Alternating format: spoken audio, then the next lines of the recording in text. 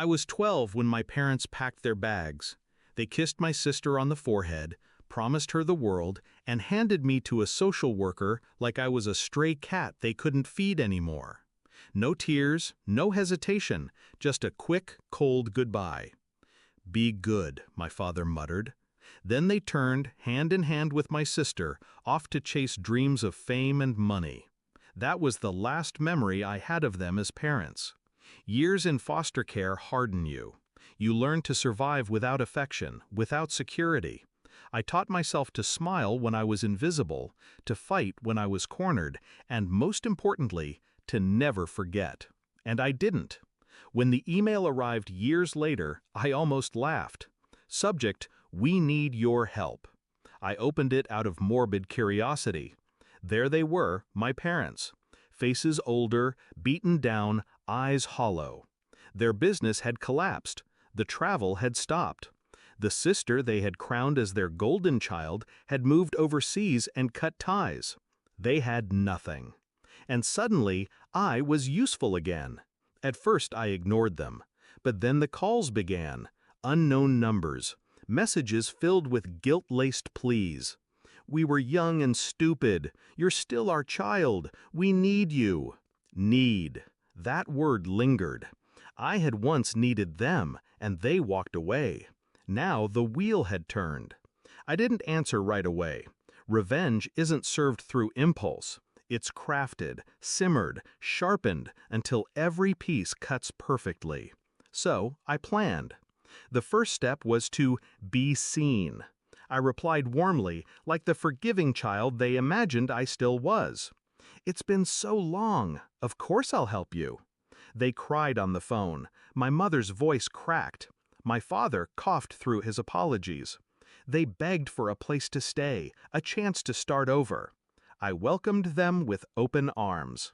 When they arrived, they looked smaller than I remembered. Poverty had stripped them of arrogance. They hugged me as though we had never been apart. "I knew you'd understand," my mother whispered. I smiled. She mistook it for forgiveness. Step 2, I gave them comfort. A guest room in my house, a fridge stocked with food, clothes they could wear. I introduced them to neighbors as my family. I let them feel safe, fed, and cared for. But I also gave them work. "You'll feel better if you contribute," I said. So they cleaned, they cooked, they ran errands. I paid them allowances like children. They didn't complain. They were too grateful to be taken in at all. They thought they were rebuilding trust.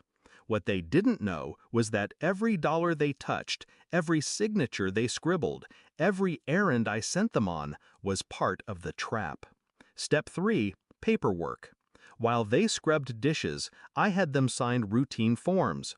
Rental agreements, job applications, bank authorizations. They didn't read. Why would they? They trusted me now, their savior. But in reality, those signatures bound them to debts they didn't understand. Credit cards, utility bills, rental contracts, all under their names, none under mine. And slowly, I moved money around. Small, deliberate transfers. Enough to sink them, not enough to raise suspicion. The breaking point came 6 months later. It was a morning like any other. My father was in the kitchen, pouring cheap coffee. My mother was folding laundry.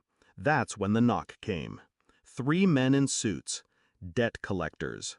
"Mr. and Mrs. Reyes? You've defaulted on several accounts." Confusion. Panic. My father stammered. My mother looked at me. "What's happening?" I sipped my tea. Calm. Silent. Watching. The men laid the folders on the table, each one stamped "Final Notice." And there it was, their signatures on every page. My mother's face drained of color. My father's hands shook. This must be a mistake." "No mistake," I finally said. My voice was soft, almost kind. "You signed everything. You've been living in my house, eating my food off money that wasn't yours. Now it's time to pay." Their eyes widened as the truth dawned. You did this," my father whispered. I leaned back, smiling faintly. "No, You did this. You left me once. I just gave you the same courtesy. The shouting came next. My mother pleaded. My father cursed. They demanded mercy. But I was calm, detached. The child they abandoned had grown into something they couldn't manipulate. When the collectors escorted them out, their belongings in trash bags, I stood at the doorway. My mother looked back, tears streaking her face. Please, we're your parents. I met her gaze. No, you were tourists. Parents don't abandon their child for convenience. And I closed the door. That night I sat alone at the table, the same spot they had signed their own ruin. I poured myself a glass of wine, letting silence fill the house. I didn't feel guilt, not even satisfaction, just balance. They taught me at 12 that love was conditional, that family was disposable. I returned the lesson with precision.